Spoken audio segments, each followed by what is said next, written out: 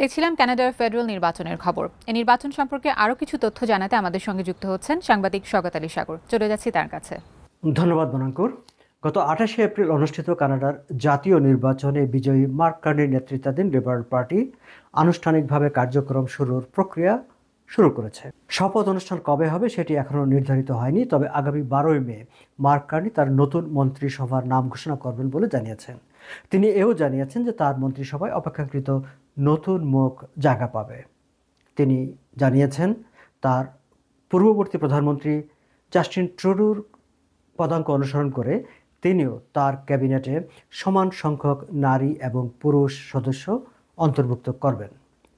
আগামী 26শে মে সংসদের প্রথম অধিবেশন ডাকা হচ্ছে বলেও তিনি জানিয়েছেন। এবারে সংসদের প্রথম অধিবেশনে থ্রন স্পিচ দেবেন কিং চার্লস। সে সময় তিনি কানাডা সফরে থাকবেন বলে প্রধানমন্ত্রী মার্ক কার্নি ইতিমধ্যে জানিয়েছেন। এ প্রসঙ্গে উল্লেখ করতে চাই যে কানাডার সংসদীয় নিয়ম অনুসারে সংসদের প্রথম অধিবেশনে থ্রোন স্পিচ দেওয়া হয়, যেই স্পিচে সরকারের অগ্রাধিকারমূলক কর্মকাণ্ডের বিবরণ উল্লেখ করা থাকে এবং সেই স্পিচ নিয়ে সংসদে বিতর্ক হয় এবং সেটিকে সংসদে অনুমোদিত হতে হয়। বলে রাখা ভালো যে লিবারেল পার্টি এবার একক সংখ্যাগরিষ্ঠতা পায়নি, তার 3টি আসন কম আছে। 169টি আসনে বিজয়ী হয়েছে লিবারেল পার্টি। ফলে থ্রোন স্পিচ সহ যে কোনো ধরনের বিল এবং গুরুত্বপূর্ণ সিদ্ধান্ত সংসদে অনুমোদনের জন্য লিবারেল পার্টিকে অন্য কোনো দলের মুখাপেক্ষি হতে হবে। মার্ক কার্নি জানিয়েছেন তিনি সকল রাজনৈতিক দলের সঙ্গেই কথা বলেছেন। কোনো একক রাজনৈতিক দলের সঙ্গে কোনো ধরনের চুক্তি কিংবা সমঝোতায় তিনি যাবেন না। তিনি আশা করছেন সকল রাজনৈতিক দলই তাকে সমর্থন করবে।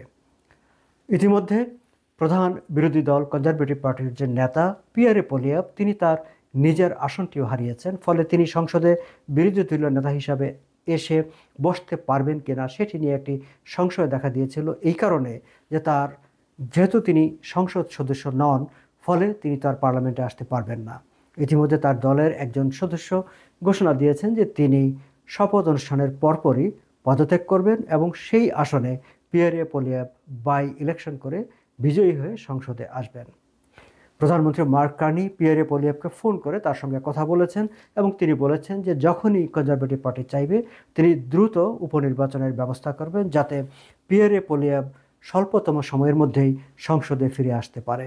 জানা গেছে যে ফল অধিবেশনের আগে পিয়ারে পোলিয়াভের পক্ষে হয়তো সংসদে ফিরে আসা সম্ভব হবে না, অর্থাৎ 15ই সেপ্টেম্বর পিয়ারে পোলিয়াভ প্রধান বিরোধী দলীয় নেতা হিসাবে হাউস অব কমন্সের অধিবেশনে অংশগ্রহণ করবেন। মার্ক কার্নি ইতিমধ্যে তার অগ্রাধিকারমূলক বিভিন্ন কর্মকাণ্ডের কথাও জানিয়েছেন। তার মধ্যে তার প্রথম কাজ হচ্ছে ডোনাল্ড ট্রাম্পের সঙ্গে সমঝোতামূলক বৈঠক করা। দর্শক, আপনারা জানেন যে মার্কিন প্রেসিডেন্ট ডোনাল্ড ট্রাম্পের ট্যারিফ নিয়ে কানাডার সঙ্গে এক ধরনের একটা বাণিজ্য যুদ্ধ শুরু হয়েছিল।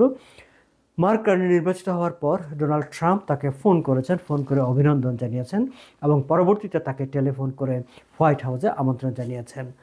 আগামী মঙ্গলবার মার্ক কার্নি হোয়াইট হাউসে ডোনাল্ড ট্রাম্পের সঙ্গে বৈঠকে বসবেন। মার্ক কার্নি জানিয়েছেন ডোনাল্ড ট্রাম্পের সঙ্গে বৈঠকে তিনি চেষ্টা করবেন যতটুকু সম্ভব কানাডার স্বার্থ সেখান থেকে যাতে সম্পূর্ণভাবে তিনি আদায় করে নিয়ে আসতে পারেন। এর বাইরে নাগরিকদের জীবনযাত্রার মান সহনশীল করার ক্ষেত্রে প্রয়োজনীয় পদক্ষেপ নেওয়া আর টিকে তিনি অগ্রাধিকার হিসাবে দেখছেন। আর ইমিগ্রেশনের ব্যাপারে তিনি জানিয়েছেন যে ইন্টারন্যাশনাল স্টুডেন্ট এবং ফরেন ওয়ার্কার কমিয়ে নেওয়ার যে সিদ্ধান্ত আগের সরকার লিবারেল পার্টির জাস্টিন ট্রুডোর ক্যাবিনেট যে সিদ্ধান্তগুলি নিয়েছিল, তিনিও তার মতো করে সেই সংকোচনমূলক নীতি অনুসরণ করে যাবেন।